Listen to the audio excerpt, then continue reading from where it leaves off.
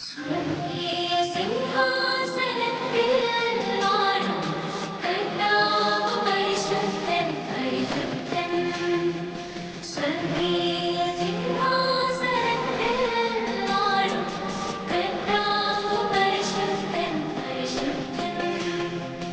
അത്യുന്നതനാം സ്വർഗീയ രാജൻ പരിശുദ്ധൻ പരിശുദ്ധൻ പരിശുദ്ധൻ.